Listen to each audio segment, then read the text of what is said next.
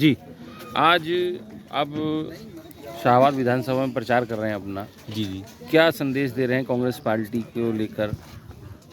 आज हम लोग शाहबाद में हिम्मतपुर गांव में प्रचार कर रहे हैं। जनता में जो आक्रोश देखा जा रहा है पिछले विधायकों के लिए, वो बहुत ही ज़्यादा है। मेरा ऐसा मानना है कि इन लोगों को लोग गाँवों में घुसने नहीं दे रहे हैं। आप विधानसभा चुनाव में प्रचार कर रहे हैं शाहबाद विधानसभा से, क्या क्या समस्याएं देखने को मिल रही हैं?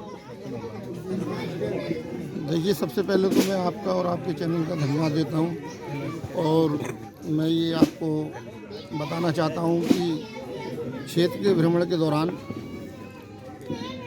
जो समस्याएं सामने आई हैं, तो वर्तमान सरकार से जनता बहुत ही परेशान है और इनकी नीतियों से बहुत ही परेशान है। एक तो पढ़े लिखे नौजवानों को कोई रोज़गार नहीं मिला, तमाम वैकेंसियां निकली, उनके आवेदन हुए, जैसे ही परीक्षा देने का समय आया तो पर्चा लीक हो गया और जो आवेदन की धनराशि थी वो सरकार ने जब्त कर ली।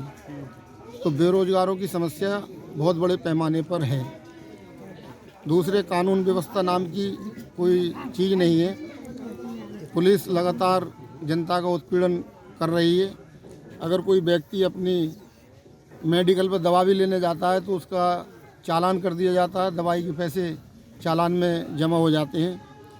तो जनता बहुत ही ज़्यादा परेशान है और दुखी है। दूसरी तरफ किसान बहुत परेशान है। जो जंगली जानवर छुटे हुए हैं इस समय, उनके लिए सरकार कोई व्यवस्था नहीं कर पा रही है गौशाला वगैरह भेजने की। तो किसान रात को घर में न सो के जंगलों में जानवर रखाने का काम कर रहे हैं और अपनी फसल बचाने का काम कर रहे हैं कि फसल हमारी कैसे बचे, जिससे भविष्य में हमारे बच्चों को दाना पानी मिल सके। तो हर स्तर पर जनता परेशान है, महंगाई से परेशान है, चाहे गैस सिलेंडर हो, चाहे डीजल पेट्रोल की महंगाई हो, यानी हर स्तर पर तिराई जनता में बची है। और जनता ने मन बना लिया इस विधानसभा में कि सत्ताधारी पार्टी को सत्ता से हटाने का काम करेंगे और बहुजन समाज पार्टी को सरकार में लाने का काम करेंगे। ऐसा जनता ने मन बना। आप किन मुद्दों को लेकर चुनाव मैदान में हैं?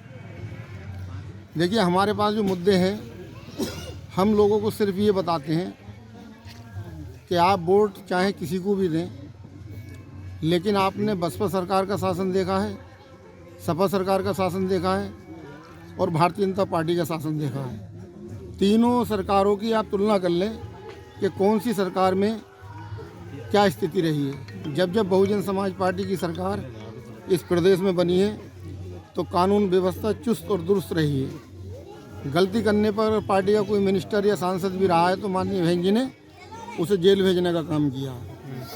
पढ़े लिखे नौजवानों को रोज़गार बहुत बड़े पैमाने पे मिला है, चाहे वो सफाई कर्मी हो, चाहे पुलिस की भर्ती हो, चाहे शिक्षक भर्ती हो, यानी हर स्तर पर बड़े पैमाने पर सरकारी नौकरियां मिली हैं। महामाया पेंशन हर गांव में उन गरीबों को मिली जो भूमिहीन थे। अगर एक गांव में 500 परिवार ऐसे हैं जिनके पास ज़मीन नहीं है तो उन्हें महामाया पेंशन मिलने का काम बहुजन समाज पार्टी की सरकार में हुआ था। और जैसे ही 2012 में सपा की सरकार आई, उस पेंशन को बंद करने का काम किया था। जन कल्याणकारी योजना जितनी भी चली वो बहुजन समाज पार्टी की सरकार में चली। गांव अम्बेडकर योजना में अगर किसी गांव का चयन हो गया तो उसमें ये नहीं देखा कौन सी जाति है, कौन सी बिरादरी है। कई गाँवों में ऐसे भी मिले जिसमें यादवों की संख्या 100% है। वो अम्बेडकर योजना में उनका चयन हुआ तो सर्वांगीण विकास हुआ, नाली खरंजे, सड़कें बनी, मकान बने, पेंशन बनी। तो हमारे पास जो मुद्दे हैं वो सरकार की लोकप्रियता है जो बीएसपी सरकार में रही है, जो बीएसपी के शासन में कार्य हुए हैं, उनकी लोकप्रियता हमारे पास वही मुद्दे बहुत हैं कि जनता उन्हें पसंद करती है और कहती है कि वास्तव में बीएसपी का बहन जी का शासन अच्छा था और परिवर्तन होना चाहिए और सरकार बीएसपी की आना चाहिए। सागर साहब, लगातार आपकी विधायिका राजबाला बीजेपी की मौजूदा विधायक भी हैं और प्रत्याशी भी हैं, उनका विरोध लगातार शाहबाद के अधिकतर गांव में हो रहा है, तो क्या उन्होंने विकास कार्य नहीं करा पाएंगे, क्या मामला है? साहब, ये बड़ा दुख की बात है। उनका विरोध कल मुझे भी एक जगह झेलने को मिला। लोगों ने ये कहा कि भाई राजबाला का भी विरोध किया, विजय सिंह का भी विरोध किया। बोले साहब, आप पे विश्वास कैसे किया जाए? तो मैंने कहा भाई, मैंने कोई चुनाव नहीं लड़ा है, लेकिन जब बीएसपी सरकार में मुझे ताकत मिली थी तो मैंने पूरे ज़िले का समस्याओं के समाधान के लिए संघर्ष किया था और हर समय में उपलब्ध रहा था। और मेरा कोई विरोध जनता में, ज़िले में नहीं है, विधानसभा में नहीं है। हर तरफ जाओ तो यही लोग कहते हैं भाई आपके पास गए थे काम के लिए, हमारा काम हुआ, नौकरी के लिए गए तो नौकरी लगी। किसी भी तरह का कोई विरोध हमारा जो है नहीं है। और मुझे तो बड़ा शर्म आती है कि इस तरह का राजवाला का विरोध है कि गांव में कोई जहां भी जाओ तो ये कहते हैं कि हम तो इस इंतजार में बैठे हैं वो गांव में आए और गाड़ी पे उसके गोबर फेंकें, मिट्टी फेंकें, कीचड़ फेंकें। तो इस तरह की बातें सुनने को मिलती हैं। कहीं कहीं तो अभी तो झंडा नहीं लग चुके हैं गाड़ियों पे। इससे पहले जब झंडा नहीं लगा था तो एक गांव में हमारी गाड़ी को, हमारे कार्यकर्ताओं की गाड़ी को घेर लिया। बोले भाई हम तो ये सोच रहे थे ये राजवाला की गाड़ी है। फिर उन्होंने बताया कि ये बीएसपी के प्रत्याशी जी ने हमें भेजा है। तो बड़ा सम्मान से बैठाला, चाय नाश्ता कराया और पूरे गांव में घुमाने का काम किया। ये गांव मियाँगंज है जो बड़े गांव के आगे लगता है। तो इस तरह का माहौल इस समय विधानसभा में है। तो राजबाला की जो कार्यशैली थी उससे आप लोगों को भी परेशानी हो रही है? उनकी कार्यशैली से हमें कोई परेशानी नहीं हो रही है, लेकिन जनता को हमें विश्वास में हम ले रहे हैं और जनता हमारे ऊपर विश्वास कर रही है। क्योंकि जब हम यहाँ से चुन के नहीं गए थे तब हमने इन विधायकों से ज़्यादा काम किया इस क्षेत्र में। तमाम लोगों के लाइसेंस बनवाए, सैकड़ों की संख्या में हैं। वो लोग आज भी याद करते हैं कि आपकी सरकार में हमें लाइसेंस मिला, आपकी सरकार में हमें नौकरी मिली, आपकी सरकार में हमें आवास मिला, आपकी सरकार में अम्बेडकर ग्राम योजना में हमारे गांव का विकास हुआ। तो इस तरह की बातें गांव-गांव सुनने को मिलती हैं। तो लोग हमारा स्वागत करते हैं और कहते हैं भाई वोट हम आपको देंगे। अच्छा, अभी कल ही जो है वो संसद में बजट पेश हुआ है, तो उस बजट के विषय में आप क्या कहना चाहेंगे? देखिए, बजट में कुछ नहीं है, हवाई बजट है और ये किसान विरोधी है। एक भी कोई उसमें ऐसी कोई योजना बजट में नहीं आई है जिससे जनता का कोई विकास हो सके। विनाशकारी बजट कह सकते हैं जो पेश हुआ है।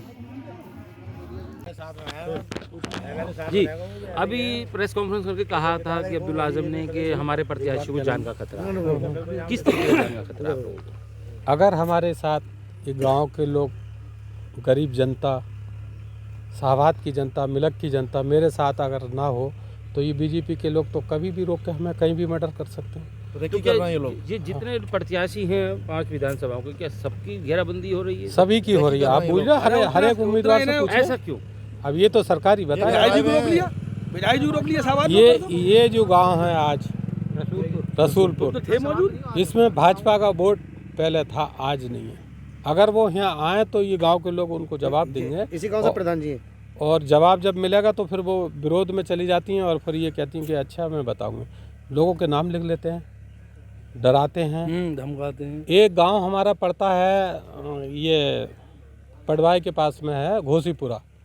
1000 वोट है, 400 आदमी की जमानतें करवाई उस गाँव से। 1400 आदमी की। मेरे गाँव में 50 घर है कुल और 52 आदमियों के तो नाम है। क्या लगता है आपको कि 67 जिस मेरे यहाँ। तरीके से आप चुनाव लड़ रहे हैं, जी। आजम खान साहब अभी जेल के अंदर हैं, बाहर रेड नहीं कार्ड आता दिए जा उनको रहे कमी हैं। महसूस हो रही विधायक है, जी, तो क्या रेड कार्ड। मुकाम हासिल कर पाएंगे आप? आजम खान साहब की ही आशीर्वाद से ये 5 सीटें हम जीतेंगे। वो खुद भी जीत रहे हैं बहुत अच्छे वोटों से। बिलासपुर की सीट, चमरौआ की सीट, स्वाट टाडे की सीट, शाहबाद सहित हम बहुत अच्छे वोटों से जीतेंगे। वो कितने भी परेशान कर ले, ये जनता थोड़ी उनको वोट दे देगी। वोट तो डालने ये 5 साल तो सरकार बनाएंगे आप? बिल्कुल पक्का। बिल्कुल बनाएंगे। जिस प्रदेश का मुख्यमंत्री भरे मंच से धमकी दे रहा है 10 तारीख के बाद में गर्मी निकाल देंगे, तो उसके ये विधायक और एमपी तो आप जानते हैं कितनी धमकी देंगे। हेलो, सीएम धमकी दे रहेगा भरे मंच से। सीएम को क्या मानते हैं आप? धमकी दे रहे हैं? सीएम धमकी अब आप खुद सोचिए, सीएम धमकी दे रहे हैं तो कुछ तो बात होगी ना। इसका मतलब क्या? तो वो मुख्यमंत्री की धमकी कैसे दे सकते हैं? आप देखिए ना, आपके पास तो कुछ मीडिया पे लाइव चला है सर। उन्होंने कहा 10 तारीख के बाद गर्मी निकालेंगे। गर्मी निकाल देंगे। अरे ये देखो यार।